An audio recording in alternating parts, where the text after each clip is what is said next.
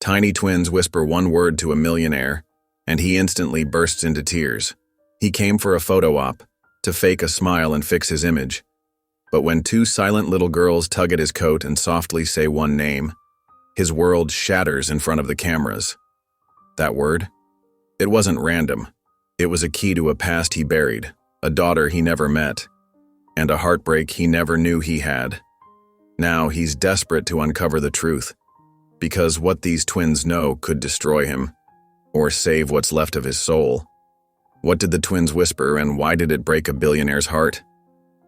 Before we get into the story, comment below where in the world you are watching from today. On a cold winter morning, Julian Blackwood stood at the floor-to-ceiling window of his penthouse office, watching snowflakes dance against the gray sky.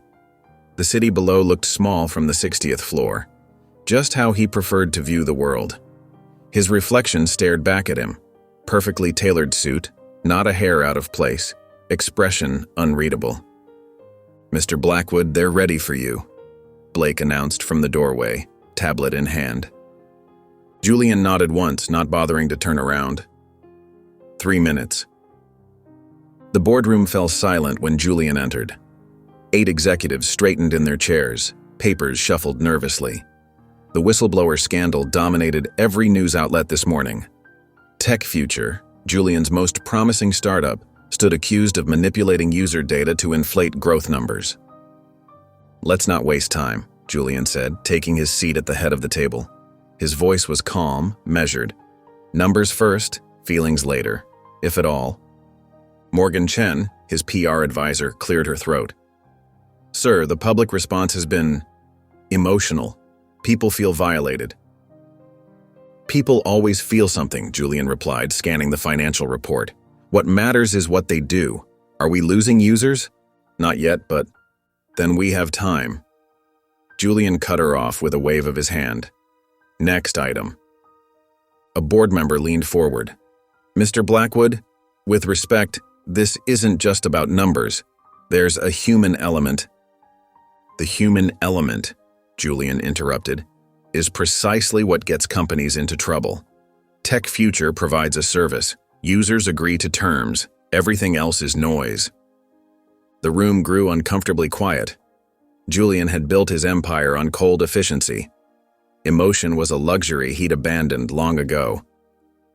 After reviewing damage control strategies, Morgan stayed behind when others filed out. Her expression was determined. "Mr. Blackwood, I have a suggestion that might help our image problem." Julian glanced at his watch. 30 seconds. "Sunrise Haven," Morgan said quickly. "It's a foster home downtown. They're having an open house next week. If you made an appearance, donated generously." "Orphans?"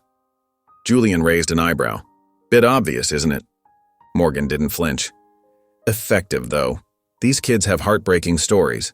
The press will eat it up." Julian considered this for exactly 3 seconds. "Fine. Blake will handle details." "Sir," Morgan ventured, "it would be more convincing if you showed some connection with the children." Julian's eyes narrowed. "I'll smile for the cameras, Morgan. Don't push for miracles." Later that day, Julian posed for publicity photos in the company atrium. Behind the photographer, 3 employees from the engineering department waited nervously, documents clutched in their hands. "Mr. Blackwood," one began when the photographer finished, "about the restructuring, 47 families will lose their income right before Christmas.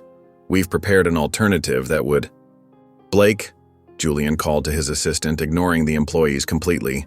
"Schedule that charity visit." Blake nodded efficiently. "Sunrise Haven is confirmed for next Tuesday, sir. Photographers will be present." Julian straightened his tie. "Good. Make sure they get my good side." As he walked away, the employees stood forgotten, their pleas unheard by a man who had forgotten how to listen. At dusk, the golden light of sunset cast long shadows across the worn brick building of Sunrise Haven. A sleek black SUV with tinted windows pulled up to the curb, its engine purring softly before falling silent. The driver hurried around to open the rear door. Julian Blackwood emerged, straightening his tailored suit jacket with practiced precision. His face was a perfect mask, handsome, composed, and utterly devoid of genuine emotion. A small crowd of reporters had already gathered, cameras ready, notepads poised. "Mr. Blackwood, over here," they called. Julian offered his media smile, the one that never quite reached his eyes, and strode toward the entrance where Sister Grace waited. Her weathered face broke into a warm welcome, though her eyes held a hint of careful assessment. "Mr. Blackwood, we're so honored by your visit," she said, extending her hand. Julian shook it firmly. "The honor is mine, sister." Inside the modest community room, children of various ages sat in neat rows, their Sunday best clothes slightly too big or too small. Staff members stood along the walls, their expressions a mixture of hope and skepticism. Julian approached the makeshift podium, a comically large check tucked under his arm. The cameras followed his every move. "Today," he began, his voice perfectly modulated for maximum impact, "I'm pleased to announce Blackwood Industries' commitment to Sunrise Haven with a donation of $500,000. He held up the oversized check as cameras flashed. The staff clapped awkwardly, their gratitude genuine but their discomfort with the spectacle evident. In the back corner of the room, away from the crowd, stood two small figures. Twin girls, no more than 4 years old, held hands tightly. Their matching blue dresses hung slightly loose on their thin frames. Unlike the other children who watched with wide-eyed curiosity, Leah and Lila's expressions remained perfectly still, their dark eyes fixed unblinkingly on Julian. After his speech, Sister Grace guided Julian through the room. "The children have prepared a small thank you performance," she explained, gesturing to a group forming near the piano. Ms. Rivera, a volunteer, herded the children into position. "Everyone remember their parts?" she asked cheerfully. Julian nodded politely at each child introduced to him, maintaining a careful distance. "Wonderful facility you have," he remarked to Sister Grace, though his eyes scanned the room as if evaluating real estate. "It's not much, but it's home," Sister Grace replied. "These children have faced more hardship than most adults, yet they still find joy." Julian's expression didn't change. Resilience is a valuable trait. As they walked past the corner where the twins stood, Julian barely glanced their way. But Leah and Lila's eyes followed him, unblinking, their small faces unnervingly serious. A subtle chill seemed to fill the space between them. Sister Grace noticed. "Those are our newest arrivals, Leah and Lila. They're still adjusting." Julian nodded dismissively and continued walking, discussing tax benefits of charitable giving with one of the reporters. Behind him, the twins' unwavering gaze tracked his every move. Their small hands clutched together, their silence more powerful than any words could be. Just then, as Julian was shaking hands with the director of Sunrise Haven and the reporters began packing their equipment, a strange hush fell over the room. The twins, who had been standing motionless in the corner throughout the entire event, began moving with slow, deliberate steps toward Julian. Sister Grace noticed them first, her eyebrows lifting in surprise. The girls never approached strangers willingly. "Mr. Blackwood, your driver is waiting," his assistant called from the doorway. Julian nodded and turned to leave when he felt a gentle tug on his expensive coat. He looked down, momentarily confused by the sight of the identical little girls staring up at him with solemn eyes. "Well, hello there," he said, his voice carrying the practiced warmth he used for photo opportunities. A few reporters, sensing a perfect closing shot, raised their cameras again. Something about the twins' unwavering gaze made Julian uncomfortable. He knelt down, bringing himself to their level, a calculated move that would photograph well. "And what are your names?" he asked, his smile not reaching his eyes. The twins didn't answer. Instead, they moved in perfect synchrony, each leaning toward one of his ears. Their small hands reached up to steady themselves against his shoulders. Julian remained still, expecting a shy thank you or perhaps nothing at all. But what came instead was a single word, whispered simultaneously into both his ears. "Evelyn." The effect was immediate and shocking. Julian's body went rigid. The carefully constructed mask he had worn his entire adult life shattered in an instant. All color drained from his face, leaving him ashen and suddenly years older. "What did you—" he gasped, but couldn't finish. His knees buckled beneath him, and he collapsed fully onto the worn carpet. A collective gasp rippled through the room as the mighty Julian Blackwood, billionaire, tech mogul, the man whose face had graced Fortune magazine 3 times, began to tremble violently. "Mr. Blackwood?"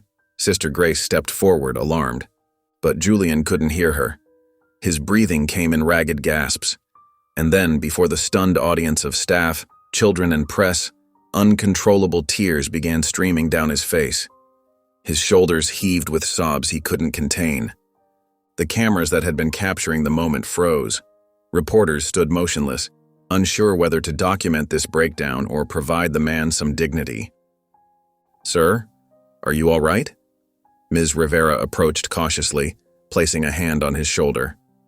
Julian couldn't answer. The name echoed in his mind, unlocking a flood of memories he had spent 15 years trying to bury.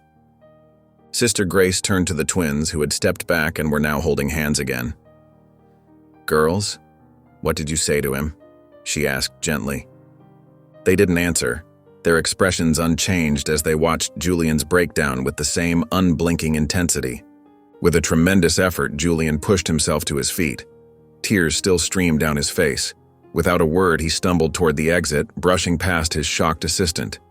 "Mr. Blackwood," called one of the reporters. "What happened?" Julian didn't stop. He lurched through the doorway and disappeared. The twins watched him go, their small faces betraying nothing as the room erupted in confused whispers behind them. At midnight, Julian stumbled into his penthouse apartment, 50 floors above the city. The lights of downtown glittered below, but he barely noticed. His hands shook as he punched in the security code. The door closed behind him with a soft click, sealing him into the pristine silence. He hadn't spoken a word since leaving Sunrise Haven. His driver had known better than to ask questions. His assistant's concerned calls went unanswered. Julian yanked off his tie and flung it onto the sleek marble counter. He headed straight for the bar, a gleaming array of crystal decanters that caught the moonlight streaming through floor-to-ceiling windows. With trembling fingers, he poured himself 3 fingers of whiskey and drank it in one burning gulp. "Evelyn," he whispered into the empty room. The name hung in the air like a ghost. Julian poured another drink, and another. But the alcohol couldn't dull the ache that had opened inside him. A wound he'd thought long scarred over, now torn fresh and bleeding. After his 3rd drink, he set the glass down hard and walked across his immaculate living room. His footsteps echoed on the polished concrete floor. He stopped before an abstract painting, splashes of blue and gray that had cost more than most people's homes. With careful movements, Julian lifted the frame away from the wall, revealing a small digital safe. His fingers moved automatically, entering the combination he hadn't used in years. 0412. April 12th. The day Helen had walked out of his life. The safe clicked open. Inside lay a single wooden box, dust-free thanks to his meticulous housekeeper, but untouched for 15 years. Julian carried it to his sofa and sat down heavily. For a long moment, he simply stared at the closed lid, his heart pounding against his ribs. Finally, he opened it. Inside were photographs, dozens of them. Julian with a young woman with chestnut hair and laughing eyes. Helen, his first love. His only love, though he'd never admitted that to himself. His hands shook as he sifted through the memories. Helen at the beach. Helen studying under a tree. Helen looking at him with such love it made his chest ache even now.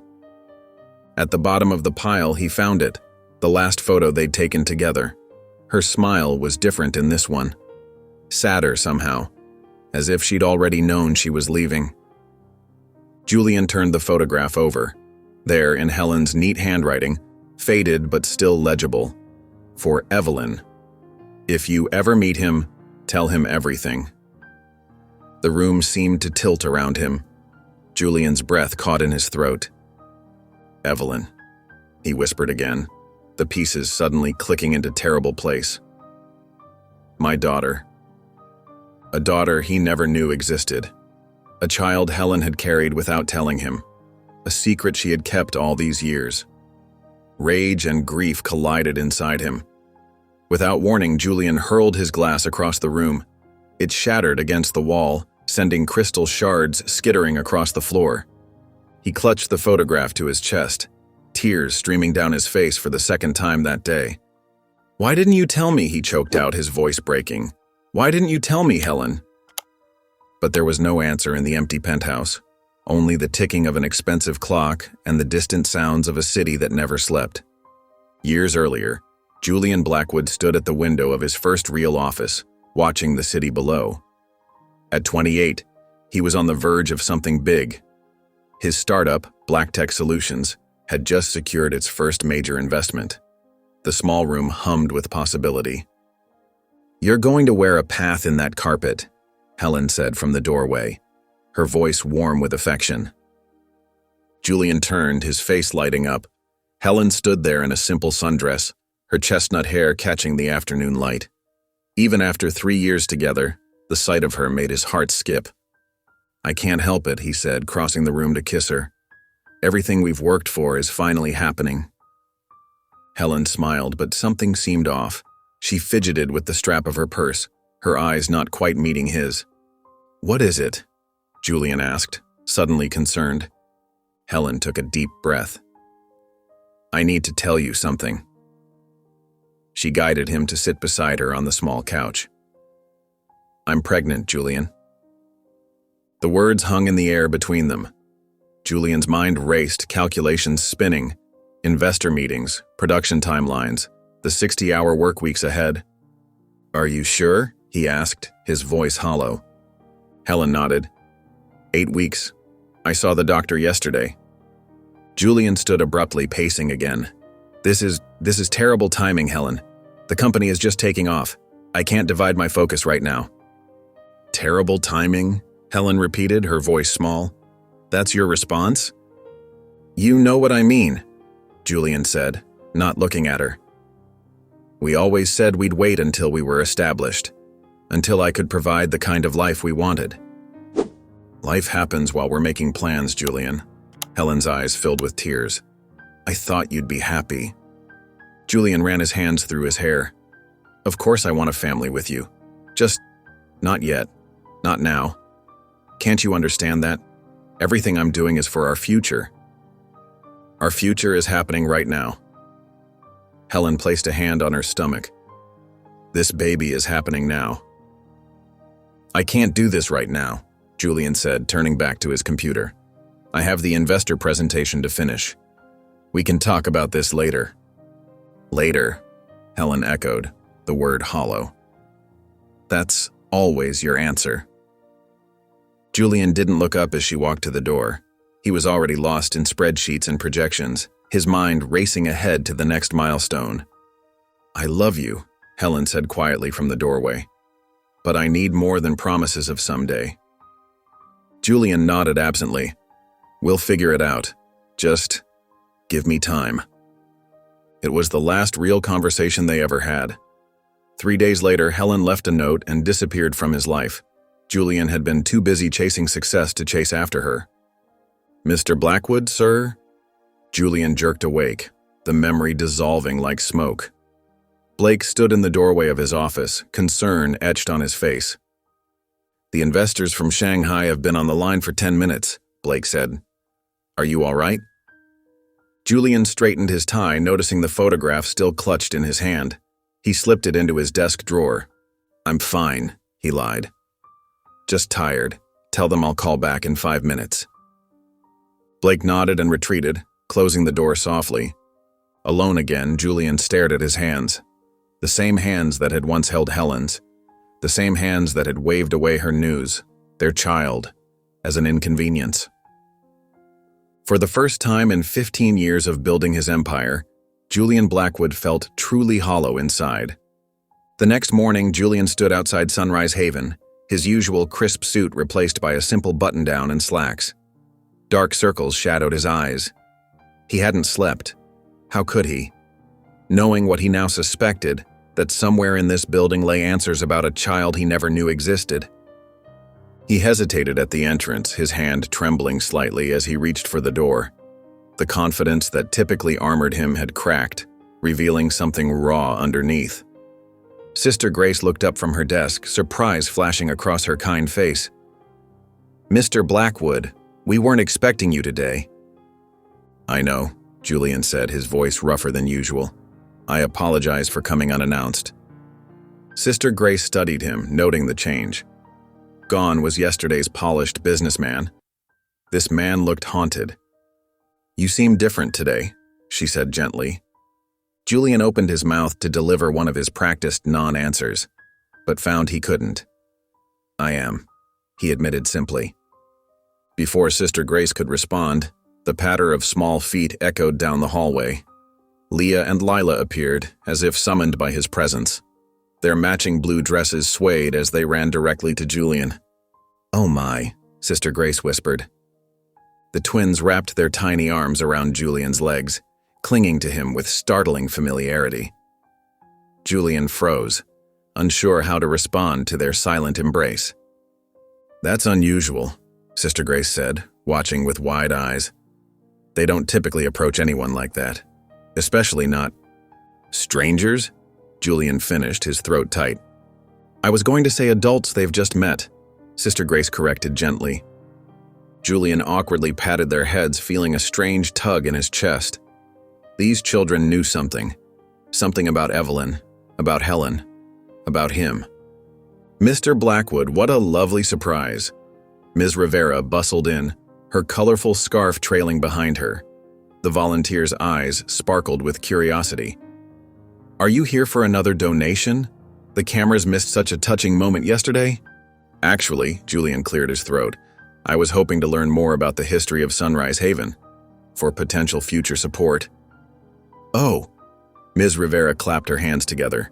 "I've been organizing the donation records for years. Come, come." Julian carefully disentangled himself from the twins, who watched him with their solemn, knowing eyes. He followed Ms. Rivera to a small office lined with filing cabinets. "Here we are," she said, pulling out a worn box. "Our records from 5 to 15 years ago. Not everything's digital yet." Julian's hands moved through the folders mechanically until he found it. A volunteer log from 12 years ago. His heart stopped as he saw the name. Elena Harper. Helen's middle name and her mother's maiden name. The signature was unmistakable. Helen had been here, volunteering weekly for over 2 years. "Did you know her?" Julian asked, his voice barely above a whisper. Ms. Rivera peered at the page. "Oh, Elena. Sweet girl.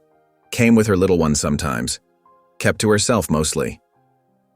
Julian's fingers gripped the edge of the desk. "Her little one?" "Yes, quiet child. Loved books."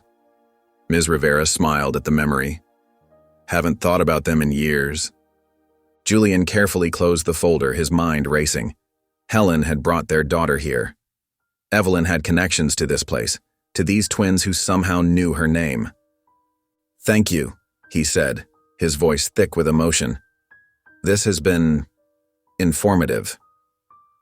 As he turned to leave, the twins were waiting in the doorway, their small faces serious and expectant. Julian looked at them. These children who had broken through his carefully constructed walls with a single whispered name. The mystery was deepening, and Julian Blackwood was determined to uncover the truth, no matter how painful it might be. After a while, Julian sat in his penthouse office, phone pressed to his ear. The city lights twinkled outside his window, but he barely noticed them anymore.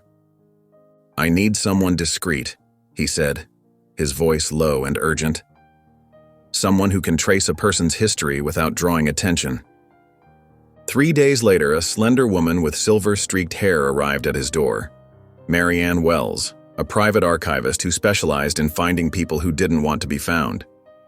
"Mr. Blackwood," she said, extending her hand. "I understand you're looking for information about someone from your past." Julian nodded, leading her to his study. "Helen Parker. We were together 15 years ago." His voice caught slightly. "I need to find where she went after we parted ways." Marianne didn't ask why. That wasn't part of her job. Instead, she methodically collected every detail Julian could remember. Helen's birthday, her parents' names, where she'd worked, her favorite places. "I'll need a few days," she said, tucking her notes into a leather portfolio. Julian handed her a check with too many zeros. "Take whatever time you need. Just find her." 4 days later, Marianne returned with an address, Not Helen's current one, but her last known residence before she seemingly disappeared. It was in their old neighborhood, a once vibrant area now mostly abandoned as the city grew in other directions.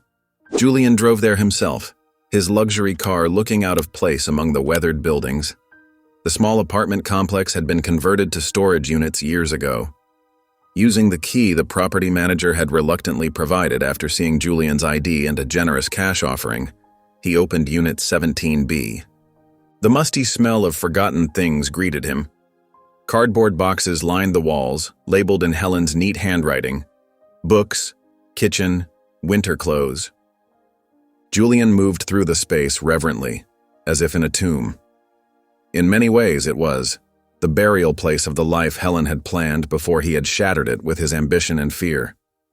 In a box marked personal, he found it, a worn leather journal with a simple clasp. His hands trembled as he opened it. Helen's handwriting filled the pages, familiar yet strange after so many years. He sank to the floor, dust swirling around him as he began to read. Found out I'm pregnant today. 6 weeks. I'm terrified and happy all at once.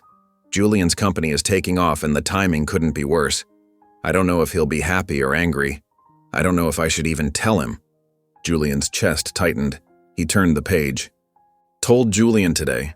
I saw it in his eyes, panic then calculation. He talked about timing and responsibilities, but never once said baby or family. I think I've lost him already. Tears blurred his vision as he continued reading, discovering the path Helen had taken after leaving him. Got offered a position at Sunrise Haven today. It's perfect. A fresh start away from the city, away from memories of Julian. The countryside will be good for the baby. For Evelyn. Julian's finger traced her words. Helen had reached out in her way. She had hoped he would fight for her, for them. Instead, he had let her slip away, too consumed by his ambitions to notice what he was losing. He clutched the journal to his chest as he drove home, the weight of his failures pressing down on him like a physical thing. Helen had been at Sunrise Haven all along, the very place where 2 small girls had whispered a name that shattered his carefully constructed world.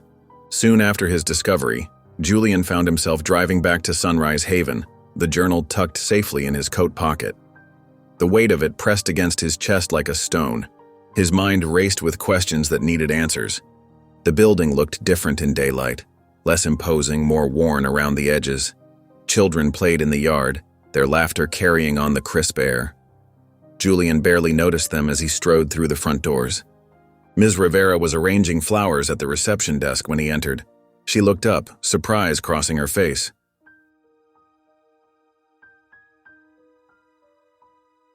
Mr. Blackwood, back so soon? Julian nodded, his face tight with emotion. I need to ask you something important. Did anyone here know a woman named Helen Parker?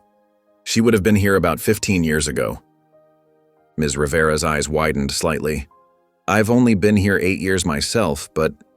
She paused, tapping her chin thoughtfully. Elena might know. She ran this place for nearly 30 years before retiring. Can you take me to her? Julian asked, trying to keep the desperation from his voice. 20 minutes later, they sat in a small living room in a modest house just 3 blocks from Sunrise Haven. Elena Vasquez was a tiny woman with silver hair and sharp, intelligent eyes that missed nothing. Helen Parker, she repeated, studying the weathered photo Julian had handed her. Yes, I remember her well. Julian's heart hammered in his chest.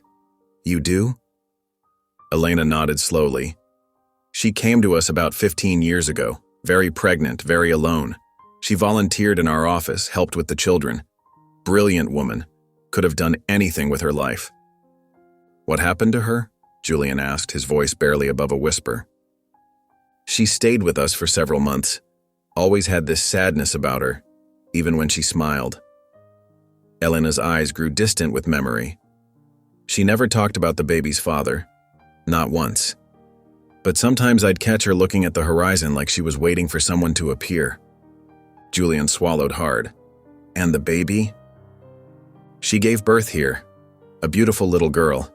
We all thought she would stay on, but about 2 weeks later she packed up and left. No explanation, just a thank you note and a small donation. Elena shook her head. It wasn't like her to leave so suddenly. Did she? Julian struggled to form the words. Did she leave the child behind? No, Elena said firmly. She took her baby with her. I remember watching her walk down the driveway with that tiny bundle. She was crying, but she seemed determined. Relief and confusion washed over Julian in equal measure. If Helen had taken their child, then who was Evelyn? And how did the twins know that name? Do you know where she went? He asked.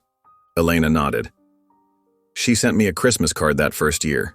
She'd settled in Eastville, small town about 3 hours north of here. Said she'd found work as a librarian. Julian stood, his legs unsteady. Thank you, Elena. You have no idea what this means to me. As he turned to leave, Elena called after him. Mr. Blackwood? Helen's daughter. She had her mother's smile, but her eyes… She paused meaningfully. Her eyes reminded me of yours. Julian stepped outside, the certainty settling into his bones. Evelyn was his daughter, and somehow he had to find her. By the time he arrived in Eastville, Julian felt like he'd aged a decade.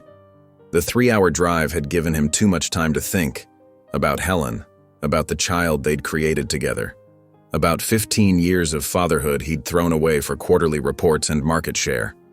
The town was small, quaint, with a main street lined with brick buildings and American flags. Julian parked his luxury car outside the Eastville Community Center, a modest building with a weathered sign. Inside, the walls were wood-paneled, the floors scuffed from decades of community gatherings. An older woman looked up from the front desk. Can I help you? I'm looking for information about someone who might have lived here, a young woman named Evelyn. The woman's expression softened. Evelyn Blackwood? Such a tragedy. Are you family? Julian's heart stopped. Blackwood. She'd taken his name. Yes, I'm family. Follow me, she said, leading him down a hallway. We have a wall dedicated to our volunteers. Evelyn was one of our best. The wall was simple, framed photographs with small brass plaques beneath each one. And there she was. Julian's breath caught in his throat. Evelyn Blackwood, aged 15. She was smiling widely, her arms around 2 small children. Julian recognized them immediately, Leah and Lila, years younger, but unmistakable with their identical faces and solemn eyes. That's Evelyn with her special kids, the staff member explained. She was only 15 in that photo, but she had such a way with children, especially those twins. Julian stared at the photograph, unable to look away. She had Helen's smile, the same dimple in her left cheek, the same tilt of her head. But her eyes, they were his eyes, deep-set and intense. There was no denying it. This was his daughter. What happened to her? He managed to ask, his voice barely audible. Car accident about 6 months ago. She was only 19. The woman shook her head sadly. Everyone in town came to her funeral. She was that kind of person, touched everyone she met. Julian felt his knees weaken. 6 months. If he'd come looking just 7 months earlier. She grew up in the foster system, the woman continued, but you'd never know it from her attitude. She volunteered everywhere, here, the library, the animal shelter, and she visited Sunrise Haven at least twice a month. Those twin girls, she practically adopted them. They were only toddlers when she started visiting, but she was like their big sister. Julian couldn't speak. He simply stared at his daughter's face, memorizing every detail. The curve of her eyebrows, the slight tilt of her smile, the confident way she held herself. All of it lost to him forever. She protected those girls fiercely, the woman said softly. Said they reminded her of herself when she was little. The guilt crashed over Julian like a physical wave. He had missed everything, her first steps, her first words, her graduation, her entire life. And now she was gone. Forever gone. Earlier that day, as Julian's car pulled into the gravel driveway of Sunrise Haven, his mind was still swimming with the weight of his discovery. The morning sun cast long shadows across the modest building. and the emptiness in his chest felt bottomless. He had missed his daughter's entire life, and now she was gone forever. Sister Grace met him at the entrance, her kind eyes studying his face. "You've found something," she said. It wasn't a question. Julian nodded, unable to form words around the lump in his throat. "Evelyn," he managed finally. "She was my daughter." Sister Grace's eyes widened slightly, but she didn't seem entirely surprised. "Come with me," she said gently, placing a weathered hand on his arm. "There's something you should see." She led him down a quiet hallway to a small office lined with wooden cubbies, each labeled with a child's name. "The children who stay with us for a while get their own special drawer," Sister Grace explained.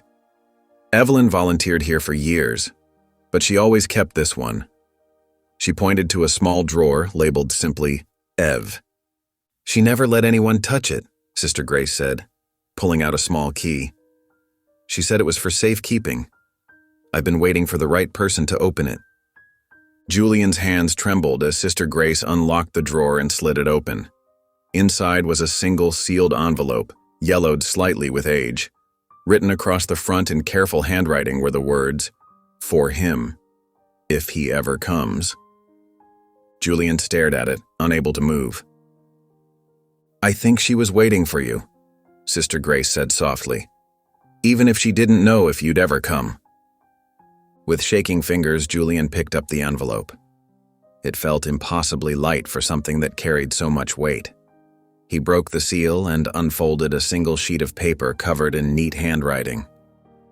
"Dear Father," he read aloud, his voice breaking on the word. "If you're reading this, it means you finally found me, though I don't know if I'll still be here when you do."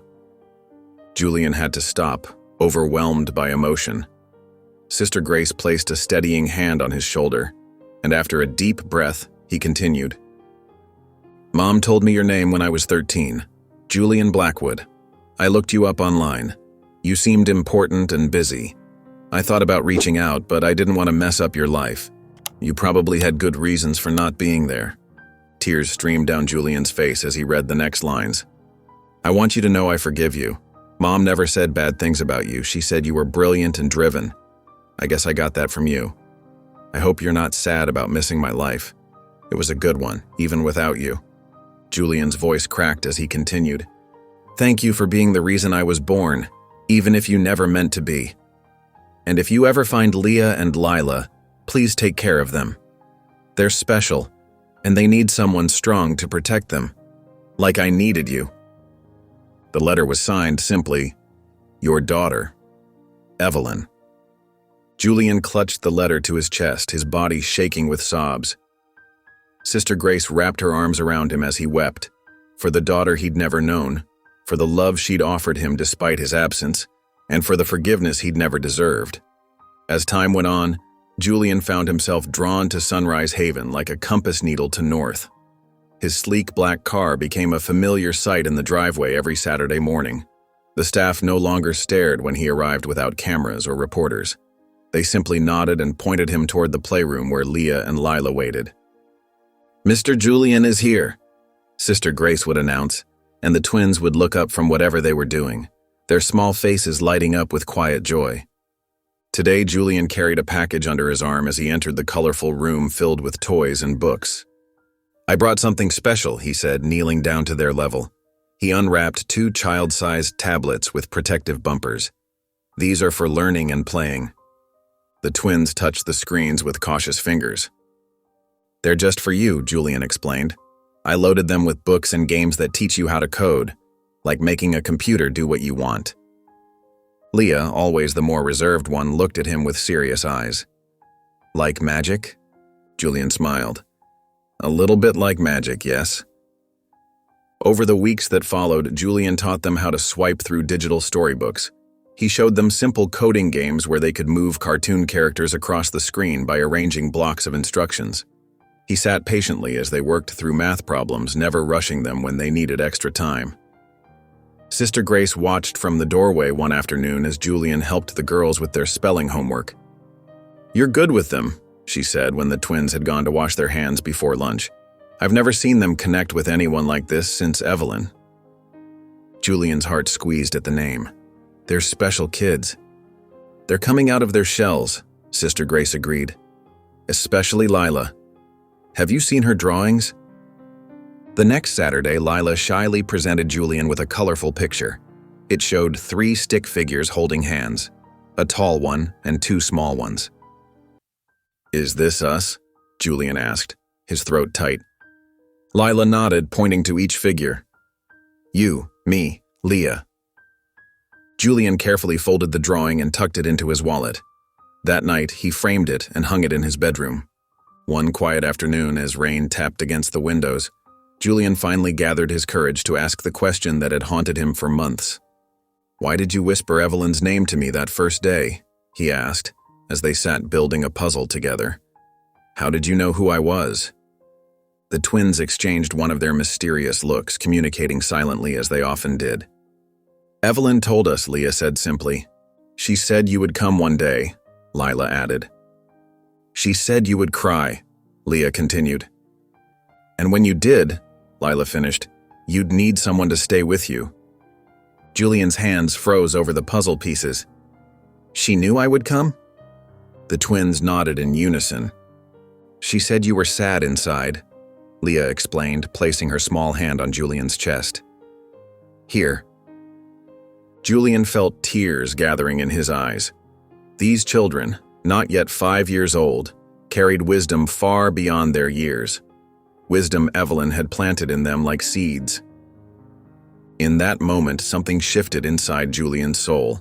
The emptiness that had driven him to build empires suddenly seemed hollow compared to the fullness he felt sitting cross-legged on a playroom floor with these 2 little girls. He had spent decades chasing success, but here, among broken crayons and half-finished puzzles, he found purpose. Out of nowhere, Julian's carefully constructed new routine was shattered. He was reviewing quarterly reports in his office when his assistant brought in the mail, a stack of ordinary envelopes and one plain white one with no return address. This came for you personally, Blake said, placing it on top of the pile. Julian nodded absently, continuing his work. Hours later, when the office had emptied and the city lights twinkled outside his window, he finally sorted through the stack. The unmarked envelope caught his attention. He tore it open, expecting perhaps a complaint or a request. What slid out made his blood run cold. It was a photocopy of a hospital intake form, the edges slightly blurred but the text perfectly legible. The patient's name leapt off the page, Helen Winters.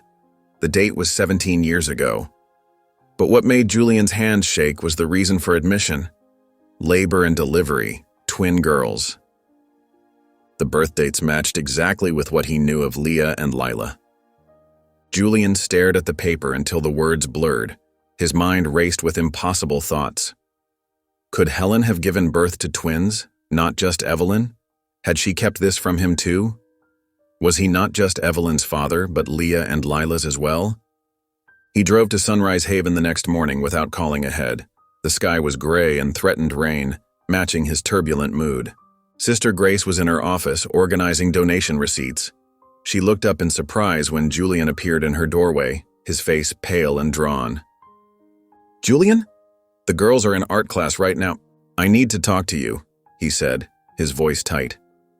He closed the door behind him and placed the photocopy on her desk. What do you know about this? Sister Grace adjusted her glasses and studied the document.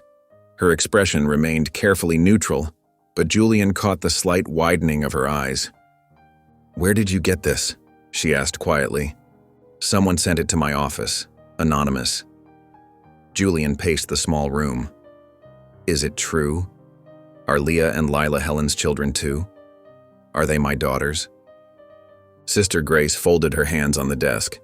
Leah and Lila were left at our doorstep as infants. There was no note, no identification. Just 2 beautiful baby girls in a basket with handmade blankets.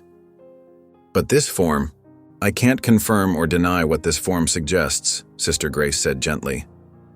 We never knew who their biological parents were. Julian ran his hands through his hair. But it makes sense, the timing, the way they knew about Evelyn, the connection they felt to me from the beginning. Sister Grace's voice softened. Julian, I urge caution. There's something you should know." She hesitated. Evelyn never called them her sisters. Not once. She called them her girls. She protected them fiercely, but she never claimed them as siblings. Julian froze. "What are you saying?" "I'm saying we shouldn't jump to conclusions. This document raises questions, but it doesn't provide answers." Sister Grace looked at him with compassion. "Someone sent this to you for a reason. We need to understand why before we upset the twins' world." Julian sank into the chair across from her desk, the paper trembling in his hand. If not his daughters, then who were Leah and Lila to him? And who had sent this document, disturbing the fragile peace he'd found? During the summer of 1965, the Eastville Regional Hospital had experienced its busiest season on record. A heat wave had swept through the county, bringing with it a surge of heat-related illnesses and an unusual spike in births. This detail, seemingly insignificant, would become crucial to Julian's search for answers. 3 days after receiving the mysterious hospital intake form, Julian found himself driving down a winding country road toward the Eastville Records Archive. The building was a squat brick structure that looked more like an old schoolhouse than a repository of vital information. Inside, the air smelled of old paper and dust. A woman in her 60s with silver-rimmed glasses looked up from her desk. "Can I help you?" she asked, eyeing Julian's expensive suit with curiosity. "I need to verify some hospital records from 17 years ago," Julian said, placing the photocopy on her desk. "It's about a birth certificate." The archivist, Mrs. Harmon, according to her nameplate, studied the document. Summer births." She shook her head. That was a difficult time for record-keeping. She led Julian to a back room filled with metal filing cabinets and pulled out a thick ledger. "During the summer of 1965, we had a terrible situation here," she explained, flipping through yellowed pages. "The hospital's regular administrator was on medical leave, and they brought in a temp who wasn't properly trained." Julian leaned forward. "What happened?" "A clerical nightmare," Mrs. Harmon said, pointing to a page of handwritten entries. "See these? All births from that 3-week period had to be re-verified later. There were twins from different mothers mislisted under single files, single babies recorded as twins. It was a mess." Julian's heart sank. So this intake form might not be accurate. "Back then, many children were misidentified in the records," she confirmed. "It took years to sort it all out, and some never were. Computer systems have been a blessing." Julian stared at the form that had caused him so much turmoil. What he'd thought was evidence now seemed like nothing more than an administrative error from decades ago. "Is there any way to verify if Helen Winters had twins or a single child?" he asked. Mrs. Harmon checked another ledger. "We have a corrected entry for Helen Winters, single birth female, but you'd need proper authorization to see the full record." As Julian turned to leave, something caught his eye on the bulletin board near the exit, a faded newspaper clipping about a hospital fundraiser. In the background of the photo, barely visible, was a young woman holding a baby. "Can I see that?" Julian asked, pointing. Mrs. Harmon unclipped it and handed it to him. "Local hospital fundraiser, 1966. Julian's throat tightened. There in the background was Helen, looking tired but smiling, holding a single baby wrapped in a pink blanket. The caption identified her as Helen W. with daughter. There was no evidence Helen had twins, just one child, Evelyn. Julian thanked the archivist and walked back to his car, the certainty he'd briefly held now replaced with deeper questions. If Leah and Lila weren't his daughters, why had they known about Evelyn? Why had they connected with him so instantly? And most troubling of all, who had sent him that misleading hospital form, and why? At sunrise, Julian sat quietly in the corner of the girls' room at Sunrise Haven, watching Leah and Lila sleep in their matching bunk beds. Sister Grace had allowed this overnight visit after weeks of Julian's persistent requests and growing bond with the twins. Golden light spilled through the thin curtains, painting warm stripes across the worn carpet. Julian hadn't slept much. His mind was still wrestling with questions about the hospital records and who had sent that misleading document. Lila stirred in the top bunk, her small arm flopping over the edge. As she turned, something small tumbled from beneath her pillow, landing with a soft thud on the floor. Julian moved quietly to pick it up. It was a little wooden box, hand-painted with childish flowers. Something rattled inside.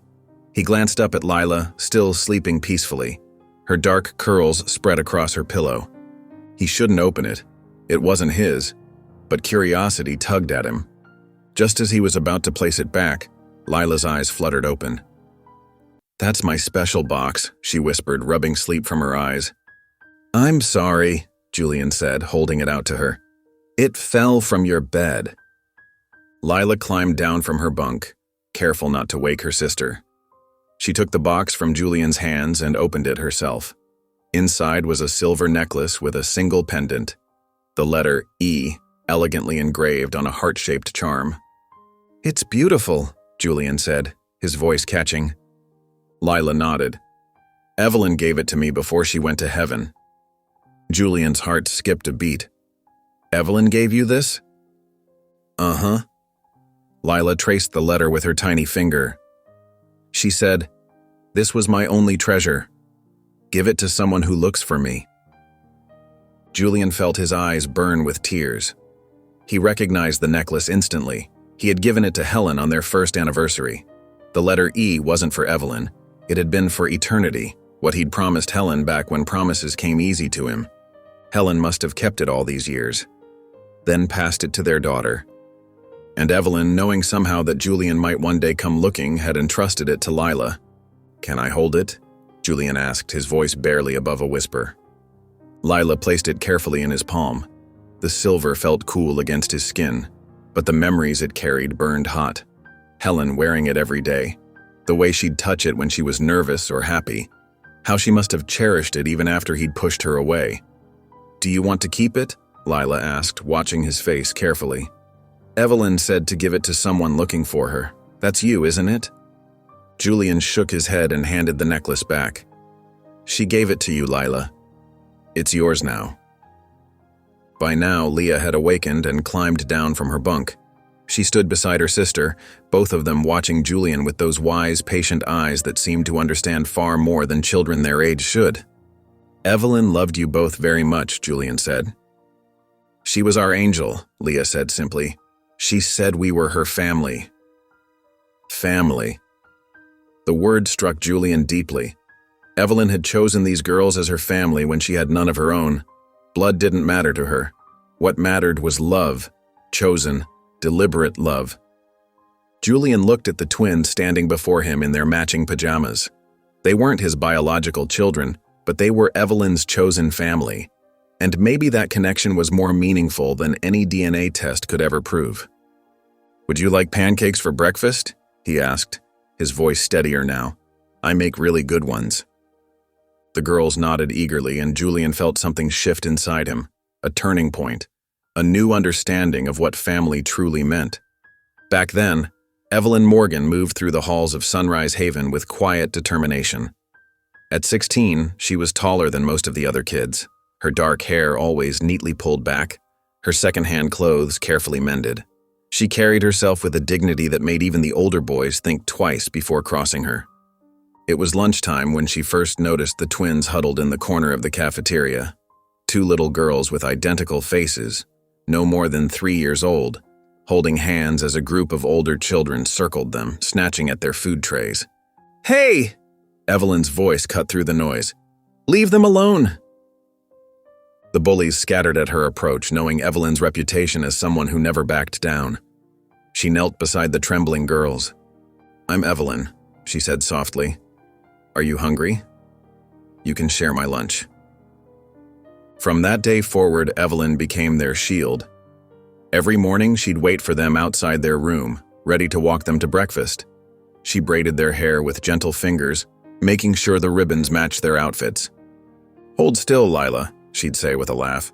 Your sister sat perfectly still for her turn.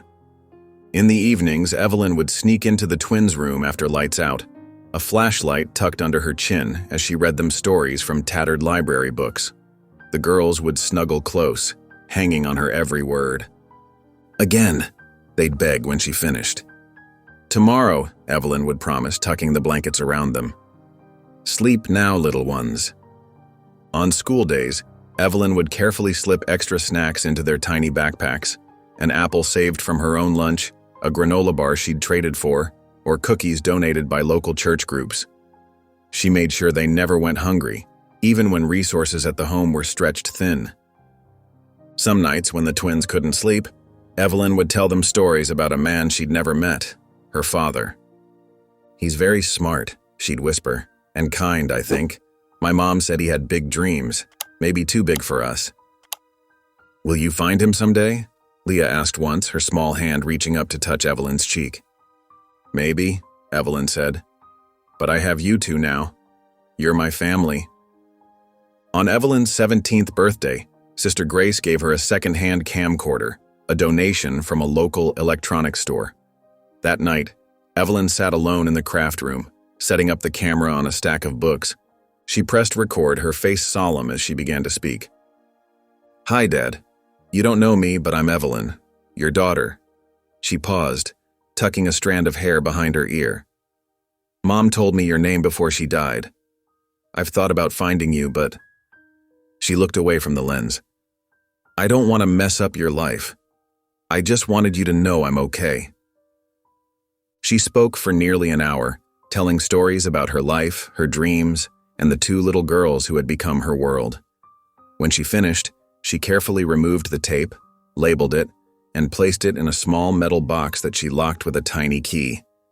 "For him," she wrote on a piece of masking tape, sticking it to the front of the box before hiding it in the back of a drawer in Sister Grace's office. Back in the present, Sister Grace led Julian to her cluttered office. She unlocked a filing cabinet and pulled out the bottom drawer. "Evelyn asked me to keep this safe," she said, lifting out a dusty metal box. "She said someone might come looking one day." Julian's hands trembled as he took the box. Inside was a single VHS tape, the label faded but still legible. "For my father." "There's an old TV and VCR in the rec room," Sister Grace said softly. "No one uses it anymore, but it still works." Julian stared at the tape, suddenly terrified of what it might contain. The voice and face of the daughter he never knew, the life he had missed, the love he had carelessly thrown away. "She loved those girls like they were her own," Sister Grace said, watching Julian's face. "Whatever happens next, remember that." Right then and there, Julian sat in the dim rec room, the ancient television casting a blue glow across his face. Sister Grace stood beside him, her hand resting gently on his shoulder. Ms. Rivera lingered by the door, watching with sympathetic eyes as Julian's trembling finger pressed the play button. The screen flickered and then steadied. A teenage girl appeared, sitting on a folding chair against a plain wall. Her dark hair fell in gentle waves around a face that mirrored Helen's so perfectly, it stole Julian's breath. She had his eyes, though, the same deep brown, the same slight tilt at the corners. "Hi," she said, her voice clear and steady. "My name is Evelyn. If you're watching this, then I guess you finally found me. Dad." Julian's hand flew to his mouth, the word Dad hung in the air between them. "Mom told me who you were before she died," Evelyn continued. "She showed me your picture. She never said anything bad about you, just that you weren't ready to be a father." Evelyn shifted in her seat, tucking a strand of hair behind her ear, a gesture so like Helen's that Julian felt his heart crack. "I used to be so angry," she admitted. "I made up stories about why you weren't there. I convinced myself you were this terrible person who didn't want me." She paused, a small smile crossing her face. "But then I met Leah and Lila, and everything changed." The camera wobbled as Evelyn leaned forward, her eyes intense. "When I started taking care of them, I realized how hard it is to put someone else first all the time. And I thought maybe that's what scared you, not being ready to give up your dreams for someone else. I get that now. I forgive you." Sister Grace squeezed Julian's shoulder as silent tears streamed down his face. "Holding on to hate was hurting me," Evelyn said, "and I couldn't be what Leah and Lila needed if I was filled with that much pain. So I let it go." She smiled again, wider this time. "They saved me in a way." Evelyn's expression grew serious. I'm proud of the life I've lived, even if it wasn't very long. I've loved those girls with everything I had. They're not my blood, but they're my heart. She leaned closer to the camera, her voice dropping to an earnest whisper. If you're watching this, please take care of Leah and Lila. They are everything I had. They're smart and kind, and they deserve someone who'll never leave them. Maybe that could be you. Julian broke. His body folded forward as sobs tore from his chest, raw, guttural sounds that seemed to come from somewhere deeper than his lungs. Ms. Rivera pressed a hand to her mouth, tears welling in her eyes. Sister Grace knelt beside him, her own cheeks wet. I never knew, Julian gasped between sobs. I never knew she existed. I should have. She knew you would come eventually, Sister Grace said softly. She believed in you even without knowing you. On the screen, Evelyn's final words played out.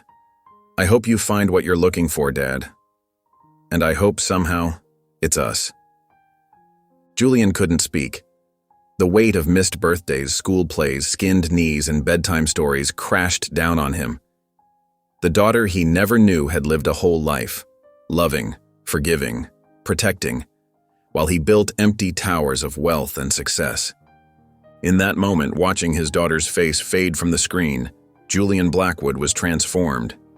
The man who had walked into Sunrise Haven days ago, cold, calculating, empty, was gone.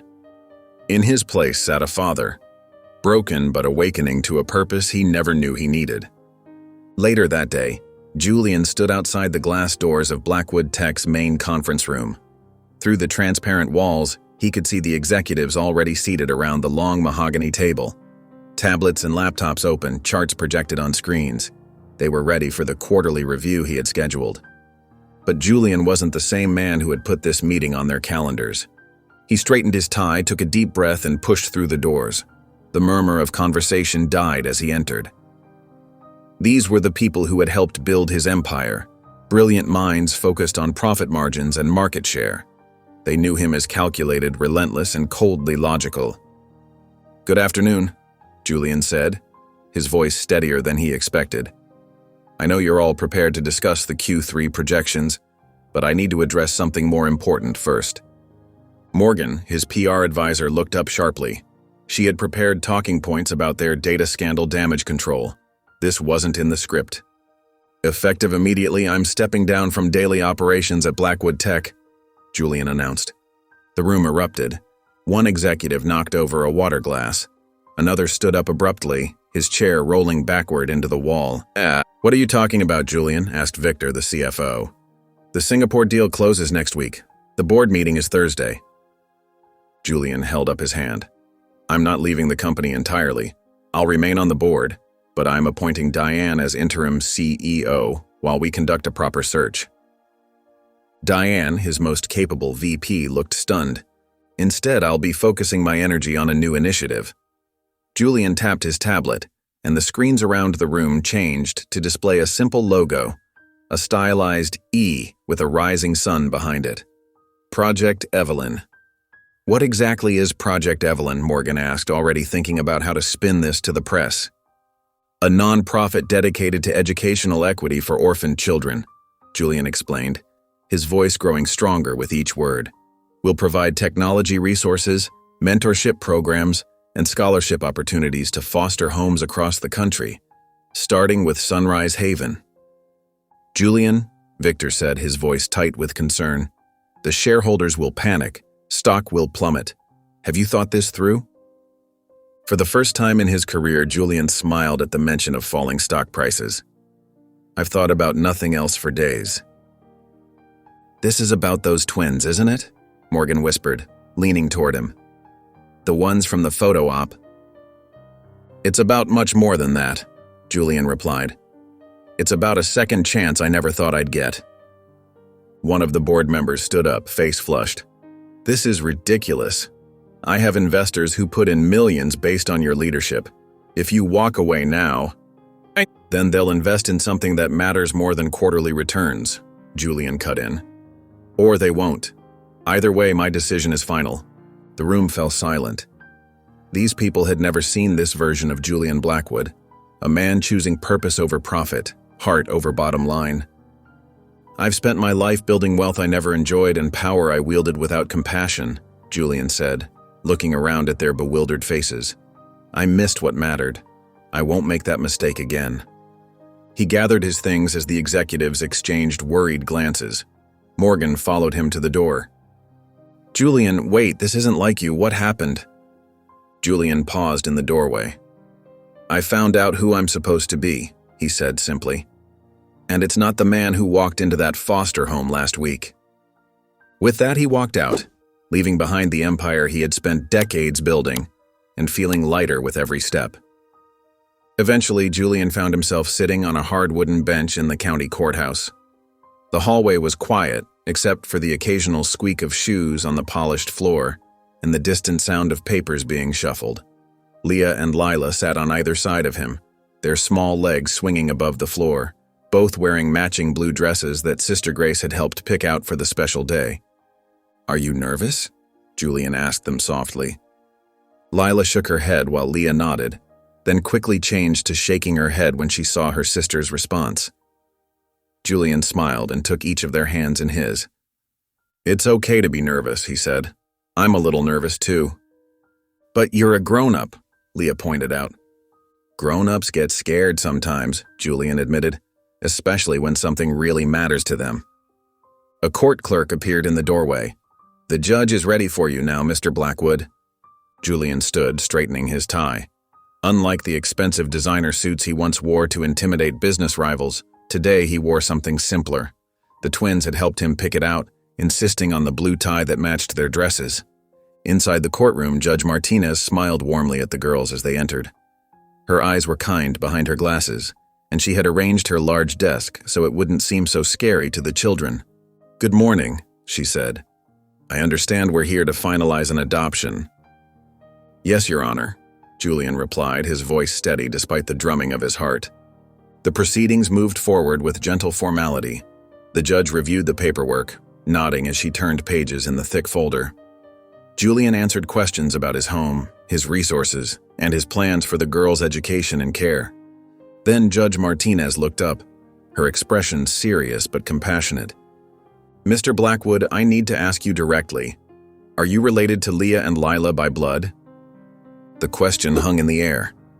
6 months ago, Julian might have wanted a DNA test, might have needed that biological connection to validate his feelings.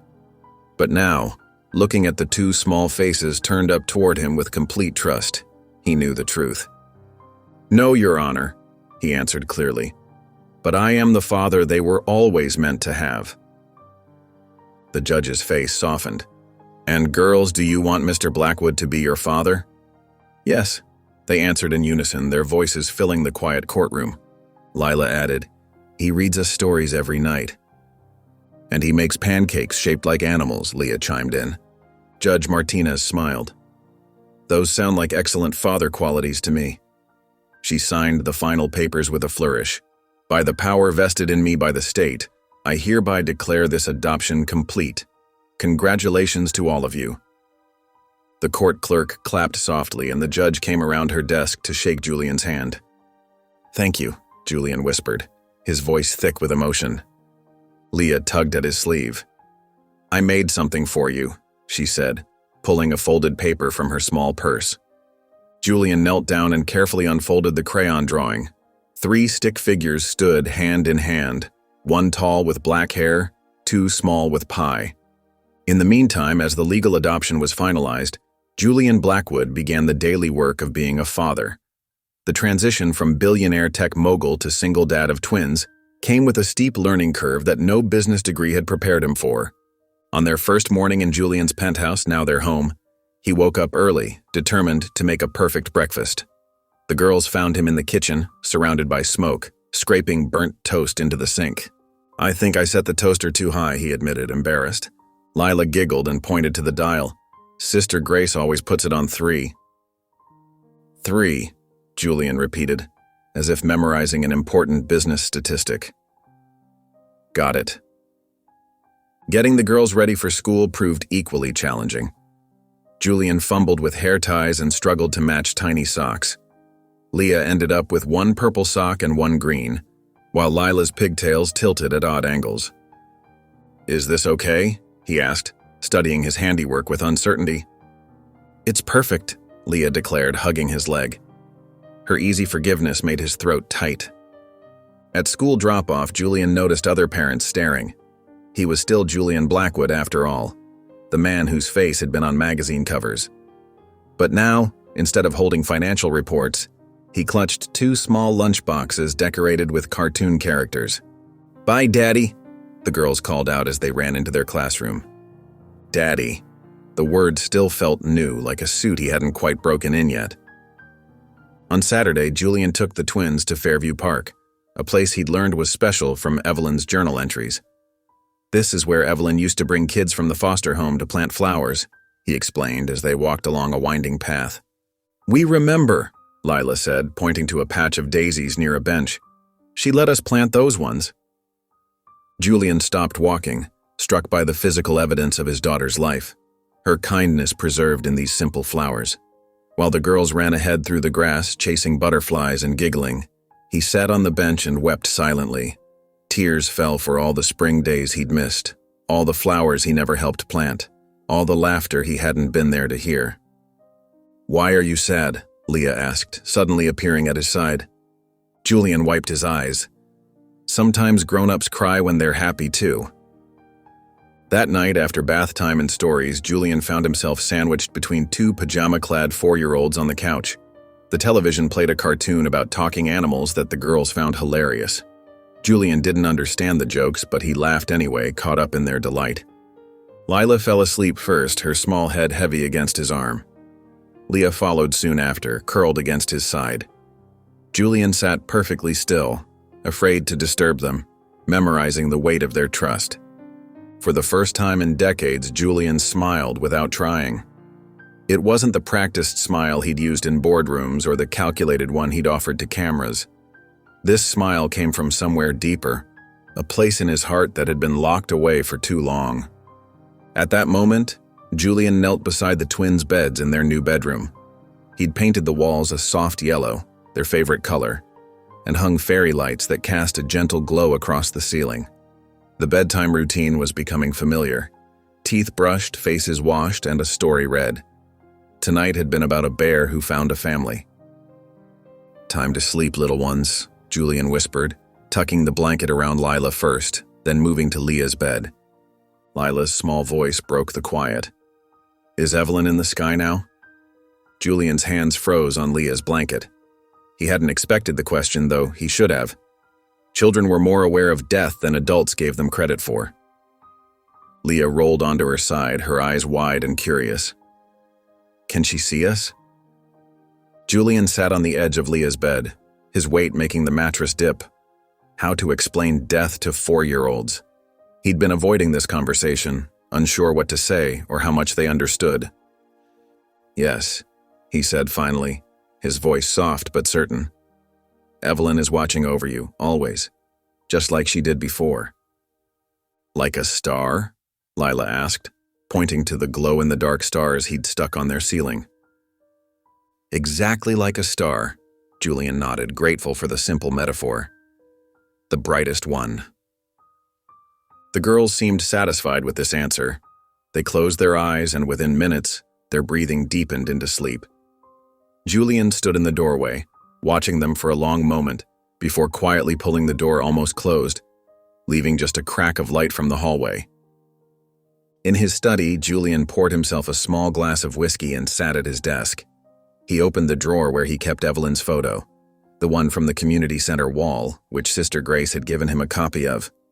His daughter's smile looked back at him so much like Helen's it made his chest ache. "I hope I'm doing this right," he whispered to the photograph, running his thumb along the edge of the frame. "They ask questions I don't know how to answer." The next morning, after dropping the girls at preschool, Julian drove to Sunrise Haven. The building looked different now, no longer the cold charity photo op it had been on his first visit, but a place filled with memories and connections. Sister Grace welcomed him with a warm smile, but it faded when she saw his expression.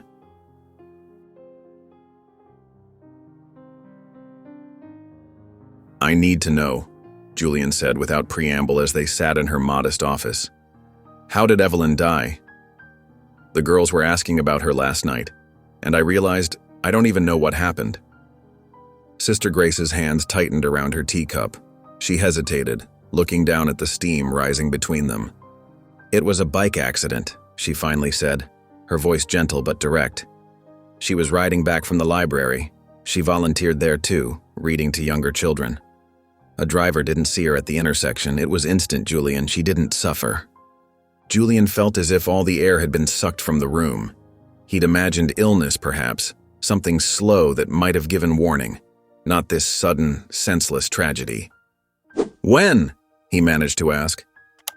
2 weeks before your first visit here, Sister Grace said quietly. The twins had just started staying with us full-time after being in another home. Evelyn had arranged it. She wanted them together. Julian stood abruptly, turning to face the window. 2 weeks. If he'd come earlier, if his company's crisis had happened a month sooner, he might have met her, his daughter. He might have heard her voice, seen her smile, told her who he was. If I had known. He began but couldn't finish. That's why the twins reacted so strongly to you, Sister Grace explained. Evelyn had just died. And then you appeared. The man she'd always talked about finding someday. Julian pressed his forehead against the cool glass of the window, grief washing over him anew. So close. They had been so close to meeting. Days turned into weeks. Julian spent more and more time developing Project Evelyn, the nonprofit he'd created in his daughter's memory.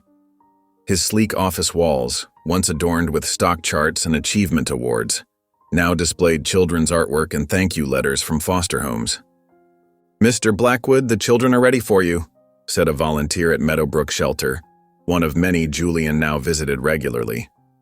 Julian nodded and entered a small classroom where a dozen children sat in a circle. Some looked nervous, others curious. A few months ago, he would have felt uncomfortable, out of place. Now he smiled and took a seat in the circle. I'm Julian, he said simply, and I'd like to hear your stories if you want to share them. A small boy with glasses raised his hand. I'm good at math. Nobody thinks that's cool. Julian leaned forward. I built my first company using math. It's very cool. The children took turns speaking about favorite subjects, lost parents, dreams for the future. Julian listened to each one, seeing echoes of Evelyn in their resilience. She too had been a child with dreams, moving through the world without him. Each story he heard helped him understand what her life might have been like.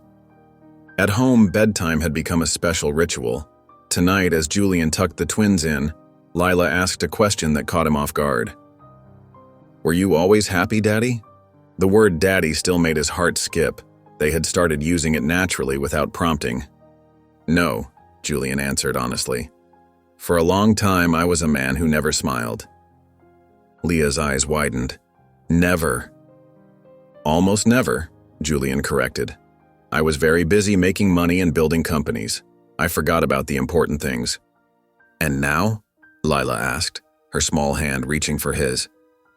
Julian smiled, feeling the warmth spread through his chest. Now I have a reason. The next weekend, Julian cleared a corner of the living room. He hung Evelyn's community center photo in a beautiful frame. Beneath it, he placed her silver E-necklace in a glass display box. He added the letter she'd written, carefully preserved in a frame. What are you making? Leah asked, watching him work. A special place for Evelyn, Julian explained, so we remember her every day. The girls understood immediately. They ran to their room and returned with drawings they'd made of Evelyn based on her photos. Julian hung these too, his eyes misting as he saw how they'd drawn her with a big smile and yellow hair like the sun. Soon, the memory corner became a sacred space in their home.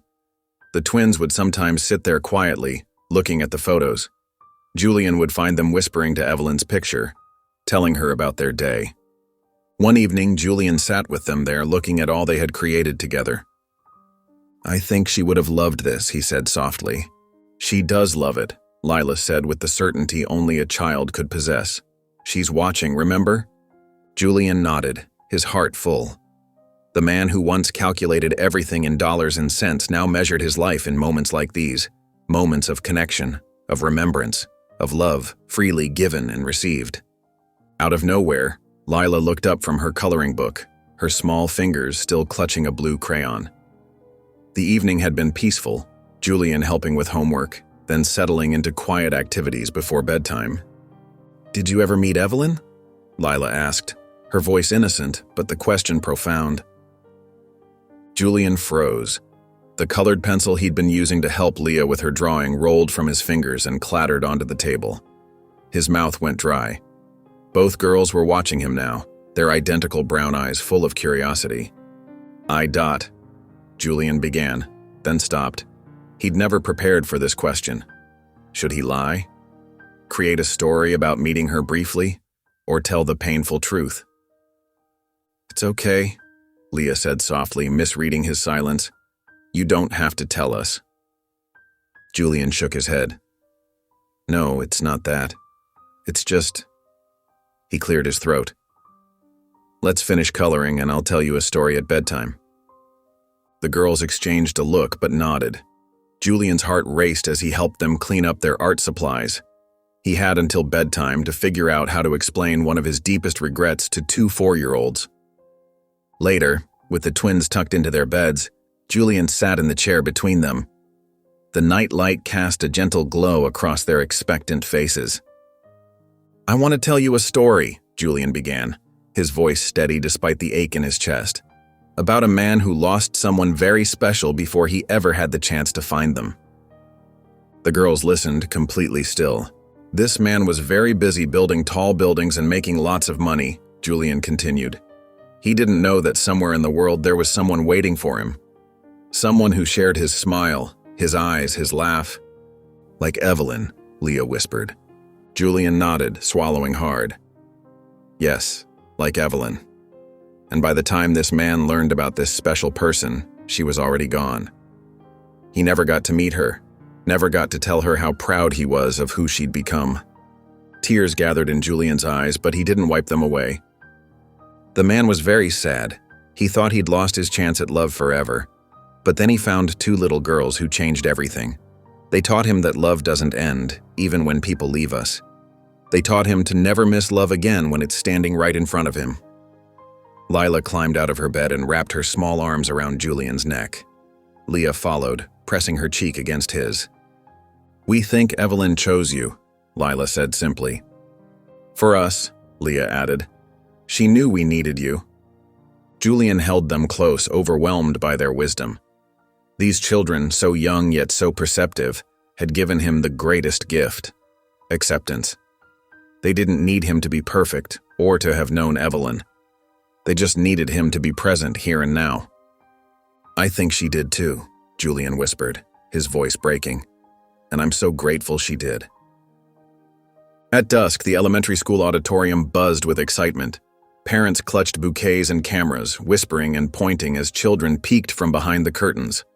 Julian Blackwood sat in the third row, his usual tailored suit replaced by casual slacks and a sweater. His fingers drummed nervously against the program in his hands. "It's just a school play," he whispered to himself, yet his heart raced as if he were closing a billion-dollar deal.